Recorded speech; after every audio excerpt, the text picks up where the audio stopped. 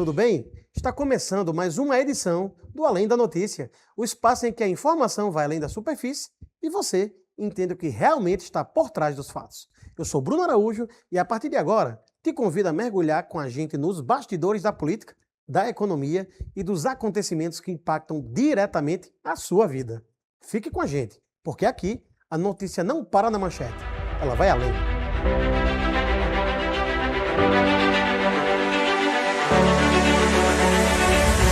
Quem governou melhor o Rio Grande do Norte nos últimos 20 anos? Essa é uma pergunta que sempre vem carregada de opinião, paixão e narrativa política. Mas se a gente tirar o discurso da frente e colocar os números na mesa, foi exatamente isso que o levantamento que eu produzi e publiquei no blog do Bruno Araújo tentou responder. Dados foram levantados, cruzados, analisados com o apoio de inteligência artificial, checados em fontes oficiais após esse cruzamento de informação e o resultado chama atenção. Métodos diferentes, conclusões muito parecidas. E o que aparece não é só um ranking, são páginas da história do estado do Rio Grande do Norte. Um ciclo claro, crescimento, colapso e depois a tentativa de reconstrução. Lá atrás, nos anos 2000, o Rio Grande do Norte viveu uma fase de expansão. Economia aquecida, obras acontecendo, emprego avançando. Mas esse crescimento não construiu bases sólidas para a manutenção e o avanço dele. A educação avançou pouco e a segurança já começava a dar sinais de alerta. Depois disso, veio o período mais duro da história recente do Estado. Entre 2011 e 2018, o RN entrou em colapso. Crise fiscal, serviços públicos deteriorados, uma explosão de violência. O Estado perdeu a capacidade de resposta e o cidadão sentiu isso no dia a dia. Na escola, no hospital e, claro, nas ruas. A partir de 2019, os números começaram a reagir. Nada espetacular, mas havia uma consistência. A violência caiu, a economia deu sinais de recuperação e o emprego voltou a crescer dentro das limitações, sem falar nas contas públicas que entraram num nível de controle. Mas aqui entra um ponto interessante. Os dados melhoraram, mas a percepção da população não acompanhou. É o que muitos chamam de espiral do silêncio, quando a sensação coletiva não reflete exatamente a realidade. E aí, olhando para esse ciclo inteiro, dá para entender melhor o papel de cada governo. Fátima Bezerra aparece como um período de reconstrução, com melhora consistente dos indicadores, especialmente da segurança pública, uma queda importante dos homicídios e a recuperação gradual das contas públicas, mas ainda assim com desafios claros, principalmente na educação. Já Vilma de Faria representou esse ciclo de crescimento, um período de expansão, obras e avanços sociais importantes, como a forte redução da mortalidade infantil. E Berrey Ferreira teve uma gestão curta, sem tempo para imprimir marca, foi uma continuidade do governo Vilma, daquele período em que ela se afastou. Rosalba Ciarline já aparece em um momento de transição, onde a desorganização começa a ganhar escala. E por fim, Robson Faria governa no olho do furacão. Crise nacional, Estado quebrado e o pior momento da segurança pública da história recente do nosso Estado. No fim das contas, o que esse levantamento mostra é que o desempenho dos governos está muito mais ligado ao contexto e à capacidade de resposta do que ao discurso político. E talvez a principal conclusão seja essa: entender o passado do Rio Grande do Norte não é sobre torcida, é sobre reconhecer ciclos, erros e acertos e, principalmente, aprender com cada um deles. E para você, quem governou melhor o Rio Grande do Norte nos últimos 20 anos? E agora, no nosso radar de notícias, eu quero falar sobre a disputa por vagas na Câmara dos Deputados por políticos do Rio Grande do Norte. E essa campanha já começou. É a pré-campanha, obviamente. E o que se desenha agora com a formação das nominatas é um mapa interessante e até certo ponto previsível. O cenário ainda está incompleto, é verdade, mas já dá para identificar três forças principais e algumas apostas correndo por fora. De um lado, a Federação Brasil da Esperança. O grupo liderado por Natália Bonavides e Fernando Mineiro chega competitivo, com nomes como Tabata Pimenta, Dr. Bernardo e Odon Júnior. A federação aposta em um eleitorado mais ideológico, mais urbano, mais presente nas cidades e muito organizado. Hoje, o desenho aponta para a manutenção de pelo menos as duas cadeiras que já tem, com uma chance de crescimento, claro, se conseguir ampliar a votação no Estado. Espera-se muito de Tabata e Bernardo, por exemplo, Tabata, representante do segmento, Bernardo, representante do interior do Estado. Há inclusive quem sonhe com 4 cadeiras para a federação. Na outra ponta, o PL, talvez a nominata mais estruturada até aqui. O partido reúne 3 deputados com mandato: Sargento Gonçalves, General Girão e Carla Dickson, o que já garante uma base eleitoral sólida. E além disso, soma nomes com capilaridade política, como Nina Souza, vereadora, ex-secretária, esposa do prefeito Paulinho Freire, coronel brilhante, muito forte nas eleições proporcionais, e Juninho Alves, ex-prefeito. A estratégia é clara: combinar voto ideológico com presença no interior. O resultado? Potencial para eleger de 2 a 3 deputados, inclusive com a perspectiva, talvez, de fazer até 4. Improvável? Talvez, mas não duvido. E é importante falar que essa concentração de votos dentro do próprio campo deve ser levada em consideração. Já o bloco formado por União Brasil e PP segue outro caminho, menos ideológico e mais pragmático. Ali estão nomes como Benes Leocádio, Robson Faria, João Maia e Kelps Lima. É uma nominata baseada em estrutura local, articulação política e muita força municipal. Também com potencial de 2 a 3 vagas, desde que consiga transformar base em voto agregado. É importante dizer o seguinte: antes de qualquer coisa, só são eleitos 8 parlamentares. Todas têm potencial de fazer mais do que tem hoje, mas para isso precisam ter um desempenho maior do que do passado e melhor do que seus rivais. E aí, falando das outras nominatas que aparecem um pouco mais atrás, podemos falar da Federação PSDB Cidadania. Com nomes conhecidos como Milena Galvão e Micarla de Souza, há perspectiva, mas uma baixa densidade eleitoral, até porque as nominatas não estão prontas. Correm por fora e dependem, como eu disse, de reforços na chapa para entrar no jogo de verdade. E tem um ponto importante aqui: o cenário ainda não está fechado. Partidos como MDB, Republicanos, PSB, PDT e Solidariedade ainda não mostraram as suas cartas. E, historicamente, é justamente daí que surgem surpresas fora de chapas muito inchadas, nominatas muito fortes e que acabam surpreendendo e viabilizando mandatos que não eram esperados. No quadro atual, o mais provável é um equilíbrio entre esses 3 polos: PL, União Brasil PP e a Federação Brasil da Esperança com PT, PCdoB e PV. 3 grupos protagonistas e 3 fatores que devem pesar e muito. Primeiro, a fragmentação do centro. Quando o centro se divide, quem está mais organizado cresce. Segundo, o voto ideológico, cada vez mais forte e favorecendo diretamente tanto o PL quanto a federação, que é o caso à esquerda. E terceiro, a velha e decisiva capilaridade municipal. Em um estado como o Rio Grande do Norte, o interior continua sendo uma peça-chave. No fim, a eleição proporcional tem uma regra simples e muitas vezes ignorada: não basta ter bons candidatos, é preciso ter estratégia coletiva, porque nesse tipo de disputa, voto sozinho não elege ninguém. Nas eleições passadas, vimos isso de forma muito clara. O Rio Grande do Norte está passando por uma mudança política silenciosa, mas profunda. E talvez o mais interessante, essa mudança não veio de um grande evento. Ela está acontecendo aos poucos, na movimentação dos partidos, na reorganização das bancadas e no comportamento do eleitor. Hoje, o Estado apresenta um desenho mais inclinado ao centro e à direita. Isso tem impacto direto na governabilidade. Na Assembleia Legislativa, o movimento é evidente. PL, PP e União Brasil ampliaram o espaço e formaram um bloco conservador robusto, metade da casa. Do outro lado, a esquerda segue organizada, especialmente na federação, que reúne PT, PV e PCdoB, e até cresceu em número de cadeiras. Mas, proporcionalmente, perdeu força no conjunto. O resultado é um legislativo mais equilibrado e mais exigente. Um ambiente onde o governo precisa negociar praticamente tudo. Isso muda o jogo para a governadora Fátima Bezerra. Com uma base ideológica mais limitada, a tendência é clara: menos confronto e mais pragmatismo. Mais articulação no centro para garantir essa governabilidade. Em Brasília, o cenário do Rio Grande do Norte também é dividido. De um lado, parlamentares como Fernando Mineiro e Natália Bonavides, alinhados ao governo do presidente Luiz Inácio Lula da Silva. Do outro, nomes como Sargento Gonçalves e o General Girão em oposição direta. E no meio disso tudo, partidos como o PP e União Brasil, que operam com uma lógica própria, no centrão, mais pragmática, mais regional e menos ideológica. No Senado, o retrato é ainda mais claro. Rogério Marinho representa uma direita estruturada e combativa. Zenaide Maia atua alinhado ao governo federal. E Stevenson Valentim, com o discurso antissistema, acaba se posicionando na prática no campo da direita e extrema-direita. O que isso significa? Um Estado com comando no Executivo e maioria no legislativo em posição diferente. Parece paradoxal. E o eleitor escolhe caminhos distintos. Isso cria um equilíbrio instável. Um cenário onde governar exige habilidade política o tempo todo. Na teoria, esse ambiente poderia favorecer uma política mais voltada para resultado. Menos discurso, mais entrega. Mais emendas, mais obras, mais ações concretas. Mas na prática, nem sempre funciona assim.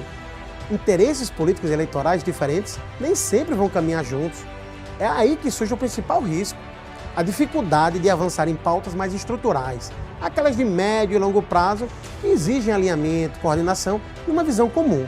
Sem isso, o sistema trava e governar vira um exercício permanente de negociação. O Rio Grande do Norte entra, portanto, em uma nova fase, mais fragmentada, mais complexa e muito mais desafiadora, onde fazer política não é só disputar, é construir maioria.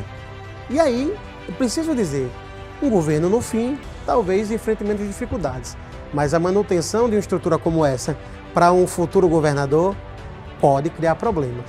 E, no próximo bloco, eu convido você a acompanhar a entrevista com o Ivan Barão, ativista anticapacitista e pré-candidato a deputado estadual pelo PT. A gente se vê daqui a pouco.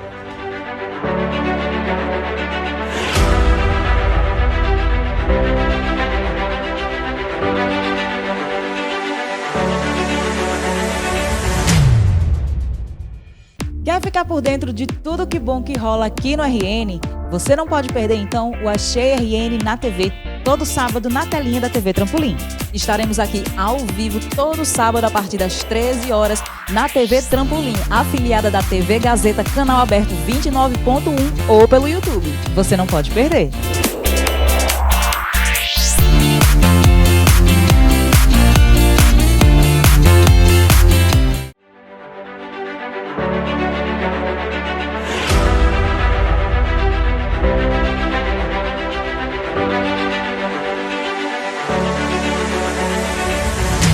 Olá, estamos de volta com o programa Além da Notícia. Estou aqui com o ativista anticapacitista, pré-candidato a deputado estadual e que subiu a rampa pouco tempo atrás com o presidente Lula. Falo aqui de Ivan Barão. Seja muito bem-vindo, Ivan.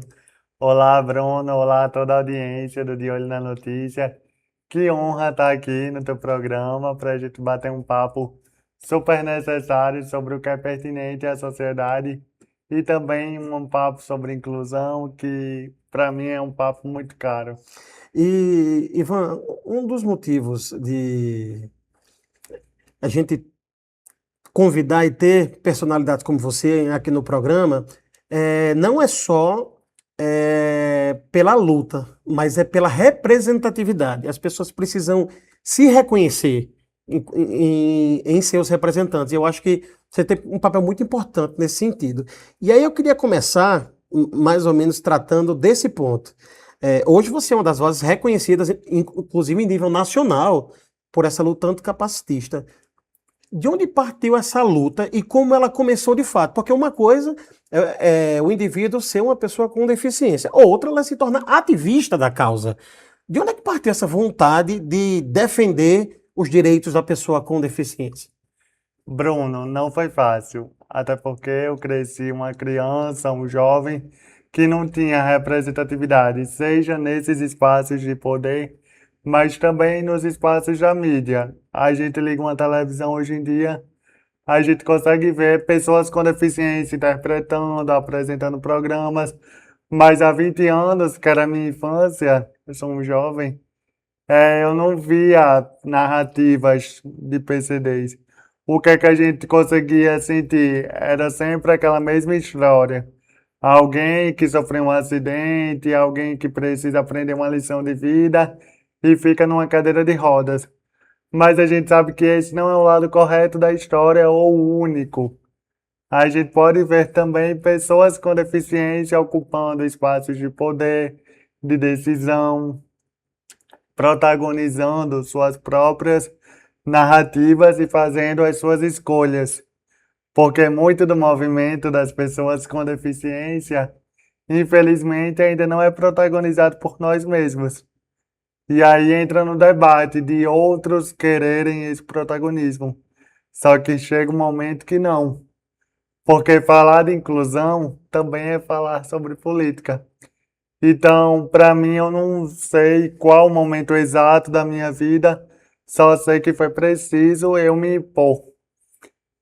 Mesmo que eu não tivesse uma referência, eu buscava em fontes, algumas pessoas até mesmo do ativismo político, para eu poder me apropriar e dizer, não, a partir de agora é eu que tomo as rédeas e de alguma forma eu posso ser essa fonte de inspiração, fonte de referência, sabe?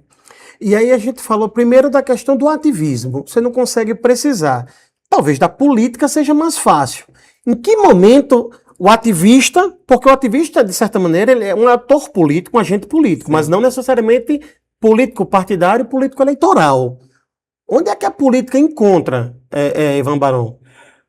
Como eu falei, é impossível eu falar de inclusão e não se meter na questão política. Quando eu falo em ato político, isso não diz sobre siglas ou filiações partidárias. Até porque minha primeira filiação partidária foi agora em 2026, mas a gente chega A já gente vai lá. chegar aí. Eu sempre acompanhei figuras como o próprio presidente Lula. No meu ensino médio, fiz campanha para a então presidenta Dilma, na época 2014, 2015. Acompanhei também a nível estadual campanhas de Fátima Bezerra, da minha amiga, a hoje vereadora Tabata Pimenta, né? Só que chega um momento que, de tanto a gente ficar no bastidor, a gente também sente aquele incômodo de não se sentir representado completamente na sua plenitude. Então, nada melhor do que você mesmo para poder fazer as suas próprias escolhas e, de alguma forma, falar das suas necessidades, protagonizar a sua vivência. Então, chega um momento que eu falei, não, não dá mais para ficar apenas enquanto sociedade civil. Até porque na política, é dentro da instituição que a gente consegue propor leis, fazer encaminhamentos com mais precisão, né? É a política que decide a nossa vida. Então, esse ano eu parto, né, quer dizer, na verdade, desde o início do ano passado, que eu decidi, através de um projeto coletivo, ouvindo muitas indicações, também a gente que mexe com internet recebe muita mensagem de pessoas com essa necessidade de serem representadas no parlamento estadual. E aí a gente entra com sobe um degrau a mais nessa questão do ativismo e se lança quanto pré-candidato, enquanto um projeto político que promete ser inédito na história da política potiguar, né? E aí eu pergunto o seguinte: observando todos esses pontos que se aborda, Ivan, o Rio Grande do Norte é proporcionalmente um dos estados com o maior número de pessoas com deficiência. Por que que ele é tão subrepresentado na política? Natal, a capital, tem há pouquíssimo tempo o primeiro vereador cadeirante, que é Técio Tinoco. Agora, em nível estadual, Técio disputou a cadeira, salvo engano, em nível estadual na última eleição. Agora, você também tenta buscar essa cadeira na Assembleia Legislativa, na campanha que virá. Por que que é tão subrepresentado um segmento que tem tantas pessoas, uma base, teoricamente, de pessoas que poderiam eleger um representante próprio para discutir as suas questões de maneira até mais assertiva, porque conhece e vive a realidade?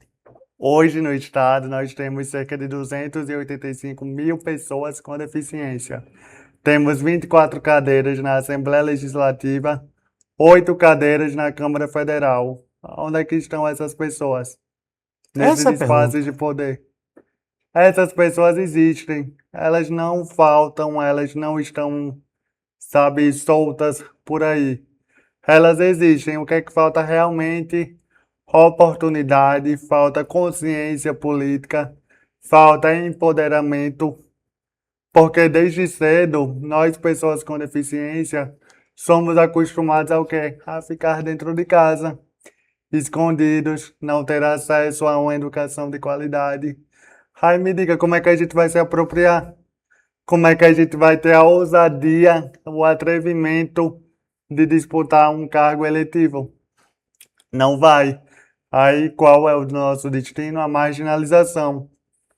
Sabe, sermos confundidos aí como doentinhos, como problemáticos, como dodói da cabeça, quando na verdade a gente esse não é nosso lugar. A gente pode sim ocupar o espaço que a gente quiser. Então, esse espaço, o ideal é a política. A política, então, e aí uma pergunta, Ivan, ela é um ambiente muito árido para perfis tratados de forma marginalizada e fragilizadas? Por que eu pergunto isso? Eu bati um papo recente onde a gente discutiu a questão da lei de 30% para mulheres Sim. Na política e nos cargos eletivos e nas eleições de maneira geral. E tratam isso como se fosse uma benesse. E a gente vive numa sociedade que tem metade de homens e metade de mulheres e não se consegue ter essa representação nos legislativos. E aí, se a gente for observar, e aí eu falo de homens e mulheres, porque a gente tem um equilíbrio na quantidade. No caso das minorias, talvez seja ainda mais difícil. Como é que a gente consegue, ou de que forma a gente consegue lutar para garantir que essas pessoas, de todos esses segmentos que são minorizados, porque eles não são em alguns casos minoritários, como é o caso das mulheres, mas são minorizados, eles são reduzidos e distorcendo até a realidade que o país vive. Como combater isso? E se a gente for parar para ver, quais dessas poucas mulheres conseguem chegar lá? Isso. São mulheres brancas, sem deficiência, heterossexuais e cisgêneras. Ou seja, tem um recorte do recorte. Então, hoje, nós temos uma pessoa com deficiência no Parlamento Municipal da capital. Mas quem é essa pessoa? Quais as pautas que ela levanta? Quais as pautas que ela defende realmente? Então, não é sobre apenas a representatividade.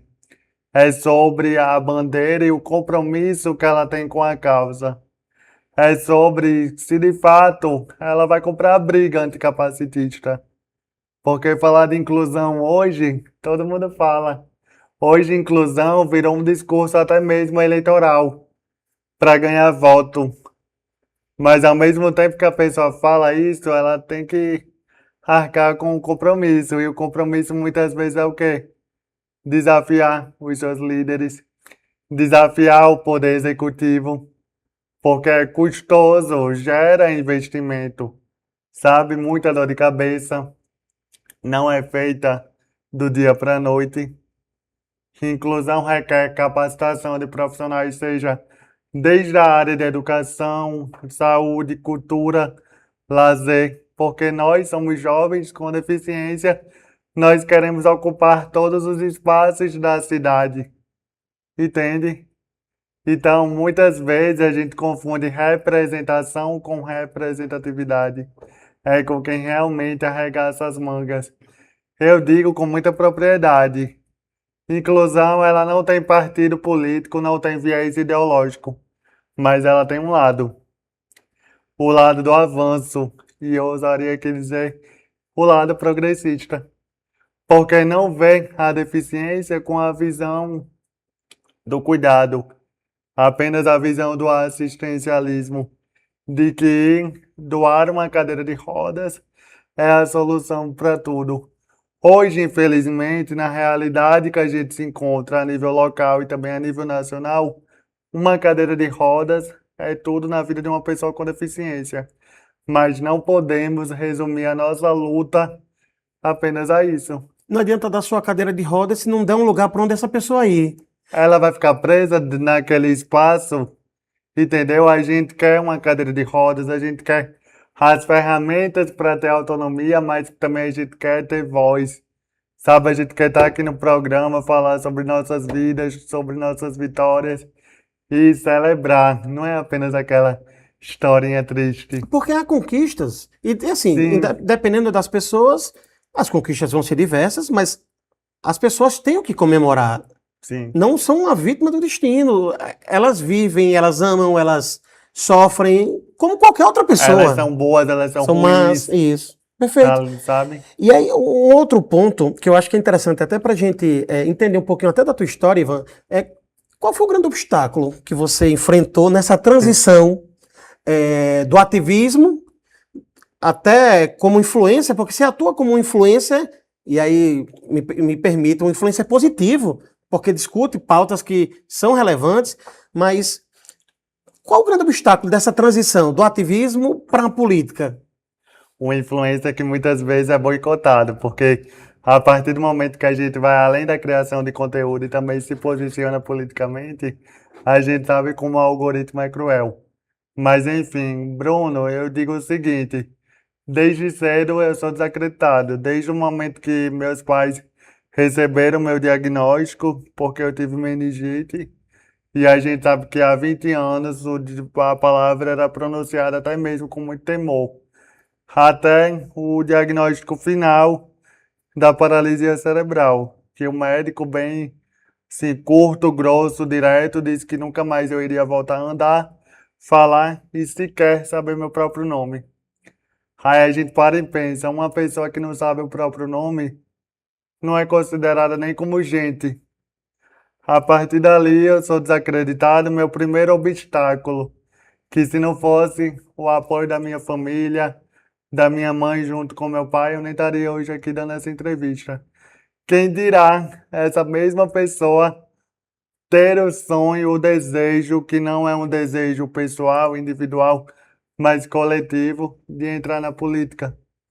Sabe, é uma coisa inimaginável. Então hoje, por mais que eu tenha milhares de seguidores, uma audiência que me escuta, isso não me impede de sofrer capacitismo, e muito menos o capacitismo político, porque muita gente me quer como? Nos bastidores, levantando bandeira para elegê-los. Quem de fato compra uma pré-candidatura, uma candidatura de uma pessoa com deficiência? Pouquíssimos, pouquíssimos os partidos que dispõem da legenda, mas ao mesmo tempo dá aquele suporte para que de fato a gente tenha êxito, para que de fato as nossas necessidades sejam ouvidas, sabe? Então, desde já eu já começo a enfrentar esses obstáculos, porque uma candidatura de uma pessoa com deficiência não é a mesma de uma pessoa sem deficiência. Nós temos condições diferentes, precisamos de adaptações. Rodando os interiores, a gente consegue perceber a realidade dos municípios, que muitas vezes é por falta de uma gestão municipal comprometida com a inclusão, sabe? Então eu digo que para a gente cobrar um RN mais inclusivo, a gente tem que aprender a eleger gestores e gestoras nas eleições municipais comprometidos com a causa e não apenas com o discurso. E aí, pegando, de certa forma, carona nessa afirmação final, você consegue ver nos últimos 30 anos, tanto em nível nacional quanto em nível estadual, que em nível municipal não dá para a gente discutir porque são 167 municípios, 160 realidades, 67 Sim. realidades distintas, mas em nível federal, em nível estadual, nos últimos 30 anos, você consegue perceber alguma gestão que tenha olhado de verdade e criado estruturas para tirar a pessoa com deficiência desse papel secundário na sociedade e colocá-la com autonomia para, se ela quiser, assumir um papel de protagonista? Eu sou suspeito a falar, mas é impossível não debater sobre a importância dos governos Lula e Dilma para o movimento das pessoas com deficiência. Essa é a verdade. Queira ou quer não, foram os governos que mais criaram políticas públicas para que a gente pudesse ter essa autonomia. Lula, no primeiro governo, no primeiro ano de governo, criou o programa Viver Sem Limites. Ali já dizia um nítido recado de que nós não seríamos um gasto, mas sim um investimento, com milhões de reais nas áreas de educação, saúde, assistência social. A gente conseguiu ver um avanço.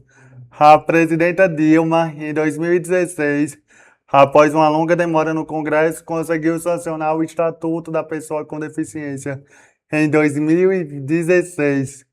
Ou seja, só fazem apenas 10 anos que temos uma lei federal, para que a gente possa, de fato, lutar pelos nossos direitos. Ou seja, e durante os 2 anos de golpe e os 4 anos de desgoverno, a gente viu que Isso, quando você fala golpe dos governos, você se refere ao governo Temer, que sucedeu de Dilma, e Exatamente. o subsequente, que foi o governo Bolsonaro. O desgoverno do presidente Bolsonaro. A gente pode perceber que com uma simples canetada, direitos que durante anos movimentos sociais lutaram para conquistar foram retrocedidos. Aí tu me diga, como é que eu vou ser contra um presidente que de fato compra a bandeira da inclusão, como é o presidente Lula? Não tem como. Claro que não é um presidente perfeito sem defeitos. Muito pelo contrário. Quem me acompanha sabe meus posicionamentos, inclusive apontando críticas, porque é algo democrático que deve ser respeitado, mas ao mesmo tempo é um presidente que, apesar da sua idade, que alguns usam contra ele, é um homem sensível, é aberto ao diálogo. Então, o presidente Lula, papai Lula, né, que foi um dos presidentes que mais fez e continua fazendo pela inclusão. Não é à toa que no 1º de janeiro de 2023 eu tive o privilégio de subir a rampa com ele e aquilo muito me orgulha, um dos melhores dias da minha vida. E a gente subiu a rampa em 2023 do Palácio do Planalto. Em janeiro de 2027 vamos subir novamente e também a rampa da Assembleia Legislativa. Ivan, eu vou deixar uma pergunta aqui, a gente vai para o intervalo, mas a pergunta é a seguinte, e aí tem conexão com a pergunta anterior.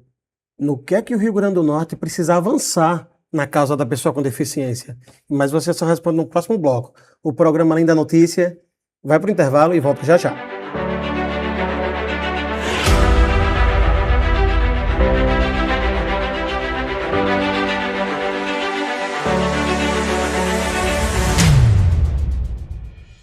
O programa Conexão, na sua temporada de 2026, está de volta. Todo sábado, ao vivo, aqui, às 14h20 da tarde, estou esperando você. Com gastronomia, entrevista, entretenimento e muito mais. Estou esperando você.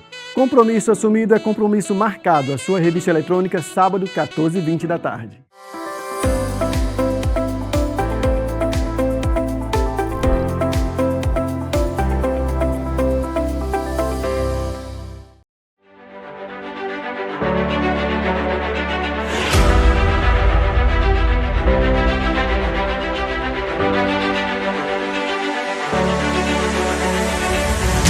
Estamos de volta com o programa Além da Notícia. Estou conversando aqui com Ivan Barão, influenciador digital, ativista anticapacitista e pré-candidato a deputado estadual pelo PT. Ivan, voltando à pergunta do bloco anterior, você posicionou-se em relação a como o governo federal tem avançado e proposto alternativas nas gestões, especialmente do partido que você integra hoje, mas eu lhe pergunto o seguinte, e aqui no Rio Grande do Norte? Quais avanços ainda são necessários? Porque você está circulando no interior do estado, fazendo a pré-campanha e, obviamente, encontra os mesmos obstáculos que as pessoas que vivem naquelas cidades se deparam. O que é que precisa avançar? Quais são as grandes dificuldades, gargalos que um gestor estadual e os deputados estaduais precisam observar e tratar como prioridade? Olha, Bruno, eu sou um defensor bastante da educação. E uma educação de fato inclusiva e com qualidade. Quando eu falo isso, não é sobre apenas colocar o estudante com deficiência e fazer com que ele se vire e ali acabou. Não, é fazer com que o estudante com e sem deficiência tenha real aproveitamento do ensino, do que ele está aprendendo ali numa sala de aula. E enquanto professor, a gente tem duas visões, a do estudante com deficiência e também do professor. que a gente sente a falta do que capacitação. Vale salientar que apesar do governo Fátima ter sido o governo que mais tenha convocado professor e professor também da educação especial, a gente sente a necessidade de uma capacitação. Seja ela, pode até parecer uma utopia, mas uma capacitação anticapacitista de como noções básicas de lidar com aquele estudante com deficiência. A gente apenas joga a professora e o professor numa sala de aula. Não é assim. Estamos falando de vida de pessoas que devem ser respeitadas enquanto sujeitos e não resumidas apenas às suas condições. Então, acredito que enquanto, se assim o povo permitir, que aqui eu também não posso fazer promessas, senão eu pago multa.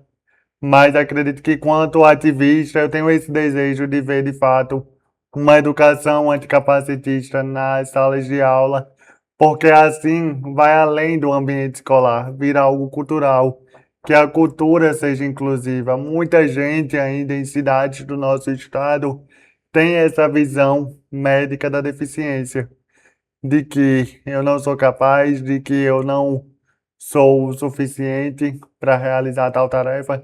E não é bem assim. A gente começa através de uma educação conscientizadora, freiriana, que de fato empodere essas pessoas para levar um conhecimento além do saber. A percepção, talvez, dessas pessoas, Ivan, não esteja muito relacionadas ao meio na qual elas estão inseridas. Você fala de cultura e a cultura, ela perpassa uma série de questões, dentre elas a vivência propriamente dita. Se ela vive numa cidade que não tem um professor preparado para atendê-la, uma escola adaptada para recebê-la, estruturas públicas que permitam que ela circule pela cidade, ela vai conseguir se identificar como um sujeito ativo? É possível? Com certeza que não. Até porque ela precisa, além dessa questão de representatividade também no ambiente escolar, de reais condições. Como eu falei, não é apenas depositar aquele estudante com deficiência. É preciso, sim, fazer um investimento. E eu acredito que é de responsabilidade de quem se habilita a representar o povo ter essa consciência. Porque a inclusão não é uma responsabilidade apenas de pessoas com deficiência, de familiares atípicos, não, é uma responsabilidade de toda a sociedade. Que mesmo que você não passe na pele, que você não passe o peso do capacitismo, mas que você se conforme com a nossa realidade, que não é uma realidade do País das Maravilhas, como muitos ainda pintam por aí. É uma realidade dura, é uma realidade cruel. Quantas e quantas mães, quantos e quantos pais não pensam, por exemplo, em tirarem as suas próprias vidas conjunto com as dos seus filhos? Infelizmente, eu poderia vir aqui contar uma outra realidade para mentir para vocês, mas não. E Bruno, essas pessoas não se sentem representadas. Elas não têm as suas necessidades sendo atendidas, né? Até pesa o clima, e é para pesar mesmo, porque é uma realidade dura. E eu vejo que só através da política, através de consciência de classe, nós conseguimos um avanço, sabe? Para que de fato coisas sejam feitas e não apenas prometidas de 4 em 4 anos.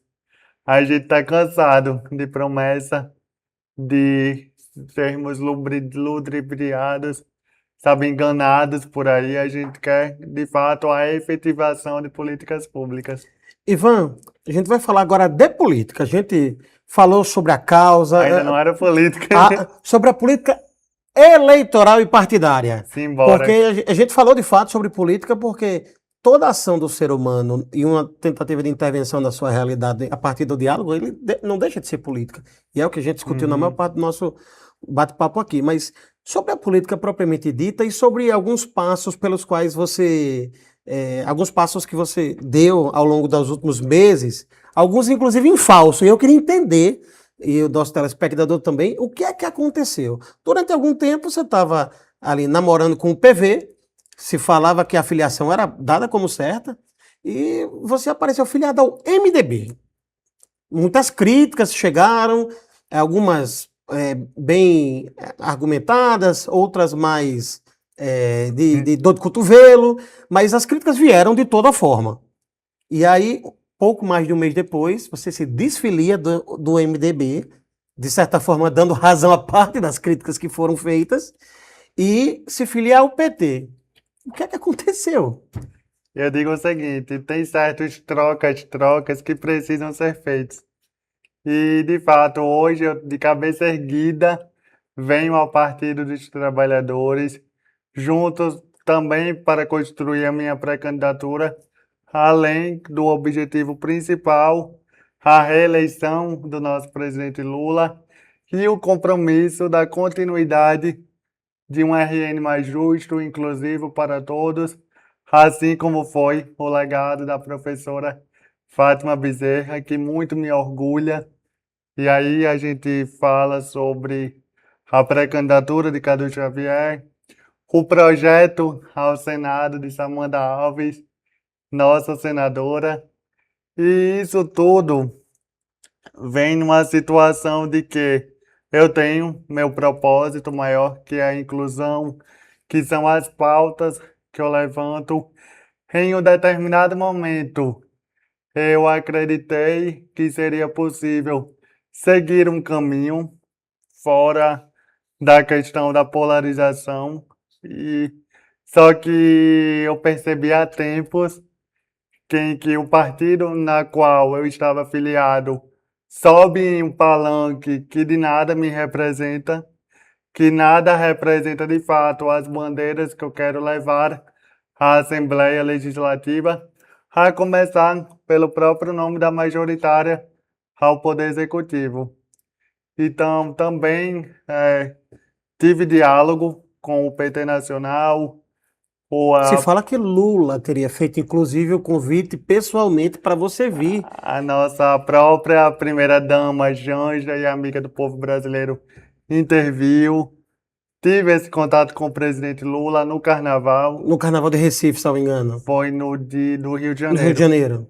que a gente, em um momento lá de descontração, ele até brincou. Chegou, Janja, teu deputado, teu candidato. Que o povo não fique com ciúme, viu? Porque, de fato, eu quero ser deputado do Rio Grande do Norte. Além também do apoio da Janja e do presidente, não é mal, né? É bem-vindo. E aí eu percebo que, de fato, o meu lugar é ao lado desse povo. Do time de Lula, do time da inclusão. Com certeza, como aqui eu falei, foi o presidente que mais criou e fortaleceu políticas públicas inclusivas, junto também à presidenta Dilma. Aqui eu não preciso nem falar do legado da professora Fátima Bezerra, sempre alinhada com os movimentos sociais, sempre alinhada com os mais vulneráveis e dando voz a todo esse tipo de gente. E aí é meu palanque, aí é o lado certo que eu quero ficar. Mas de nada isso me impede, porque eu também gosto de ressaltar o diálogo sobre políticas públicas. Porque hoje, com essa polarização extrema, criam-se muros. A gente não pode nem mais fazer uma conversa, um debate em conjunto. Até porque a minha pauta, a minha bandeira principal, quanto mais forças unidas, melhor. E era isso que eu ia perguntar, Ivan. Essa polarização que o país vive não é de hoje, ao contrário do que alguns tentam vender. Essa polarização vem de muito tempo. Sim. Existia PT, PSDB, isso perdurou até 2014. Depois disso, um grupo se uniu numa tentativa de uma polarização mais diversa, entre a polarização com o bolsonarismo. Enfim, a polarização existe há muito tempo. Mas a minha pergunta é, para pautas como a que você defende, a polarização ajuda ou atrapalha? Eu digo o seguinte, durante essa briga toda, quem mais se beneficiou e quem mais se prejudicou. Até porque é uma crítica que eu faço até mesmo ao campo progressista, se deixou muito a direita sequestrar e roubar a pauta das pessoas com deficiência.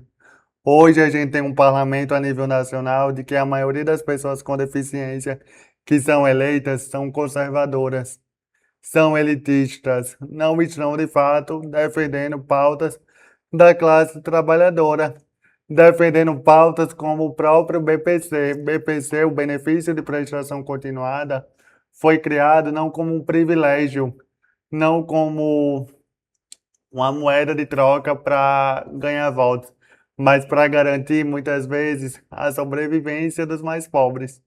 Como Ivan Barão, ativista, influenciador, consegue ou conseguirá se viabilizar eleitoralmente? Porque uma coisa é você ter seguidores que acompanham o seu dia a dia, suas ideias. Outra é transformar isso em voto na urna. Como? Eu sei que você não vai entregar o segredo dos ovos de ouro, mas em linhas gerais. Eu digo que muita coisa ainda vai acontecer. Mas eu digo o seguinte, que com muita humildade, pé no chão, mas também atrevimento, eu entendo que número de seguidores não é número de voto. Bem queria, aí eu conseguiria ser eleito até para senador. Mas a gente sabe que não, é muito contato corpo a corpo, já dizia a nossa eterna Vilma de Faria. Ganha-se campanha quem faz política sentindo o povo, sabe, cara a cara, debatendo, se apresentando, por que não? Eu entendo que muita gente ainda não me conhece, mas a partir de hoje vai conhecer. E eu lhe digo, eu vou ser o primeiro deputado com deficiência aqui do Rio Grande do Norte, com muita humildade, mas eu vejo também com precisão dessa representatividade. Nosso tempo está muito no finalzinho, então a gente vai fazer um na lata express. Eu vou fazer as perguntas muito rápido e você vai me responder com poucas palavras. Qual a maior prioridade do Rio Grande do Norte hoje? E aí pode ser de maneira geral. Inclusão. Quem é que não pode vencer de jeito nenhum nas eleições de 2026? Flávio Bolsonaro. E uma palavra para definir a política do Rio Grande do Norte? Difícil. E quem te inspira, Ivan, na política? Luiz Inácio Lula da Silva. E qual o legado que Ivan Barão, nessa trajetória que inicia na política, quer olhar para trás daqui a muitos anos e dizer, eu consegui. Que legado você quer deixar? Eu não quero ser o único. Eu posso até ser o primeiro, mas que essa minha entrada garanta a entrada também de outras pessoas com deficiência, que a gente consiga se empoderar, que a gente consiga ocupar e, quem sabe, até mesmo formar uma possível bancada PCD. Ivan, muito obrigado por aceitar o convite, por estar aqui conosco. É um prazer ter a oportunidade de conversar contigo. Eu teria milhões de outras perguntas para fazer, mas essas perguntas, muito provavelmente, você vai responder ao longo da campanha nos seus perfis das redes sociais, nos palanques, enfim. Lhe desejo sorte. E, mais uma vez, o microfone é seu. Pode falar para os seus eleitores correligionários e, obviamente, para toda a população do Rio Grande do Norte. Muito obrigado, Bruno. Espero ter conquistado seu apoio. Brincadeira. Mas é isso, a gente pode fazer sim a política o nosso lugar. Política não deve ser um assunto apenas de pessoas que acham que mandam, os famosos coronéis. Pode sim ser ocupada por uma voz jovem, com deficiência, LGBT, sabe, de todas as formas de expressão, independente. A política é o nosso lugar e a gente vai ocupar. Ivan, muito obrigado a você que esteve conosco. Mais uma vez um prazer bater esse papo junto com vocês e a gente se vê no próximo Além da Notícia.